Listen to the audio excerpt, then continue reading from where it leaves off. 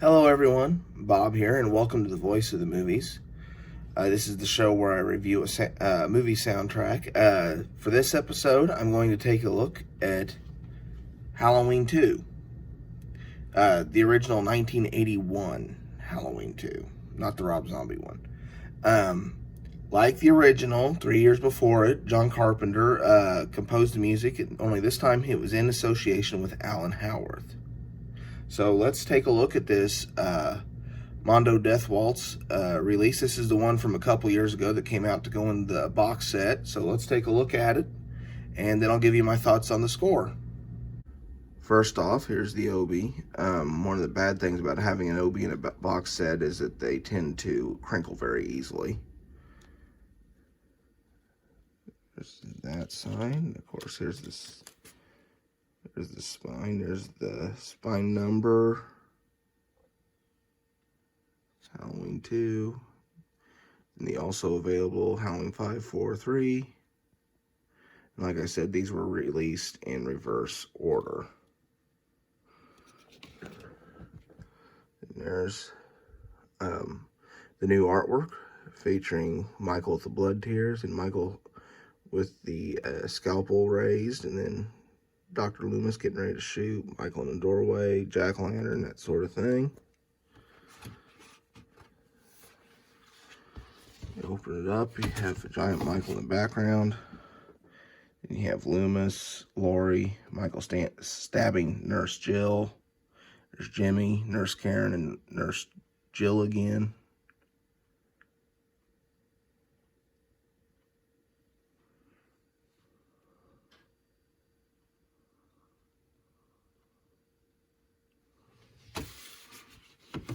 Here's the back. Michael over to the left-hand side, ready to slash. There's the movie credits. There's the track listing,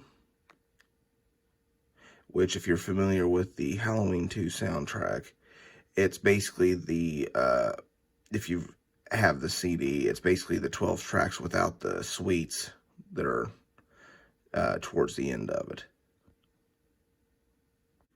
And here's the spine of the actual gatefold. This is the insert.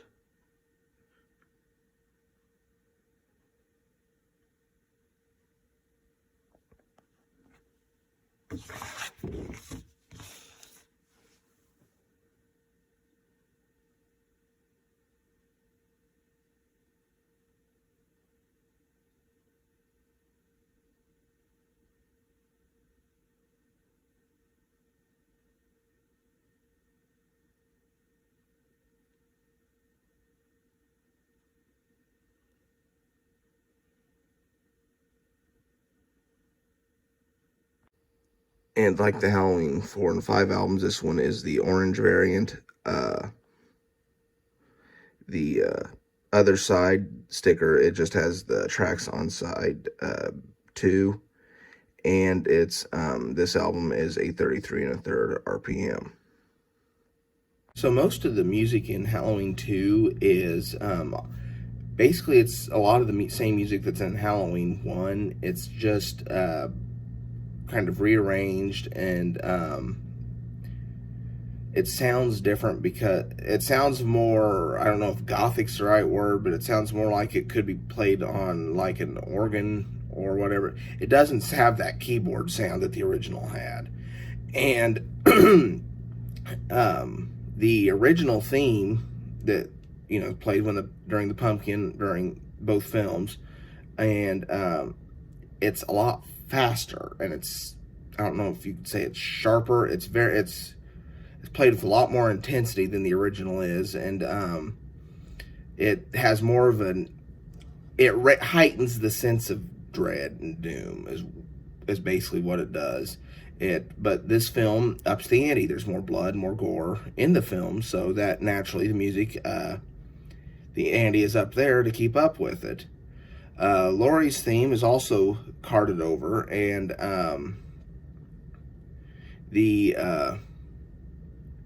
it's the same as it is in the other one, only it's got more of a sense of dread to it. It's the same notes, but the pitch and the tone that they're played with, if that makes any sense, it has more of a sense of dread to it than it did in the original. It's as opposed to the fast, rapid da da da da da da da da da da da da of the main theme. This one's more of a slow, sad. I don't know if melancholy is a good word to use here, but it's that kind of a track.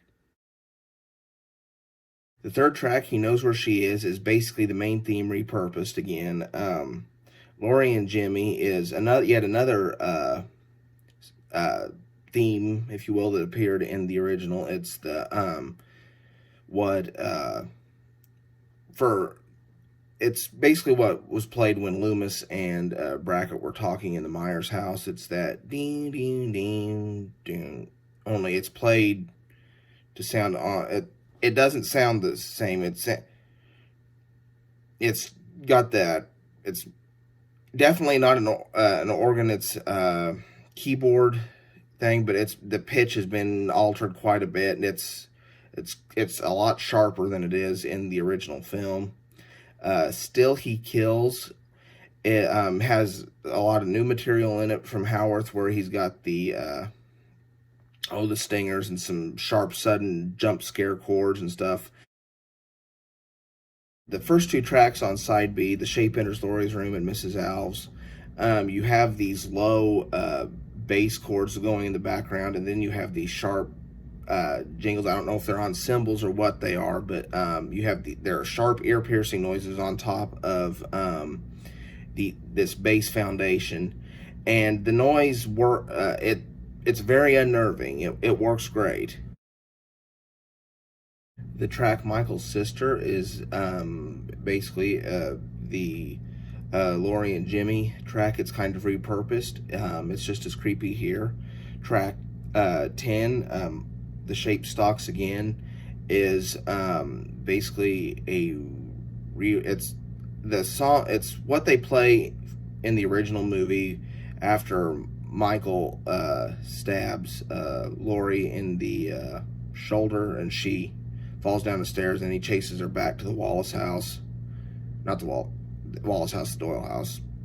Sorry, misspoke. But it's basically that, only it's played different. It's got Alan Howarth's own spin to it, so to speak. And it's a little faster, it's sharper, it's more foreboding. And it's basically the same thing that happens in the next track, Operating Room, which it's sharper and foreboding. It's building momentum towards Michael coming towards the grand finale, where Michael has him in the operating room and Laurie shoots his eyes out and he's swinging wildly. It's that, and it's all building to this crescendo that happens when Loomis blows up the hospital. And then track 12 closes us out with a rendition of Mr. Sandman. It's the movie, of course, starts out with Mr. Sandman from at the very beginning when they show the Universal logo, and this is what's played over the credits. Of course, many of you probably know Mr. Sandman anyway, whether it's from this movie or from Back to the Future or just in general, because it is a popular older song. It's a classic song, and it fits well. I thought that was a good move to put it at the end of the credits. And then if you've seen the movie, you'll know as soon as Mr. Sandman ends, it goes directly back into the main theme again. Like I say before, Halloween 2 uses mostly the same music from Halloween 1 that was composed by John Carpenter. John Carpenter had signed on to direct The Thing by this point in the game, and he had other responsibilities he had to tend to, so he basically handed Alan Howarth the duty of arranging his music that he had already composed and, supplementing it a little bit. And the music in this film matches what happens in the movie. The body count's raised, there's more blood, the ante's up. So the ante is upped in the music too. It's faster, it's sharper, it's more foreboding, it's creepier. And this soundtrack does a wonderful job of that. I want to give the final rating for this soundtrack. I want to give it an A-. And the only reason it's not getting an A+ is because there can only be one. And I will explain that in my review of the original here in a few days. I hope you all enjoyed this video. If you did, please give it a like, and please consider subscribing to this channel. When the channel's operating normally, I try to have new content daily.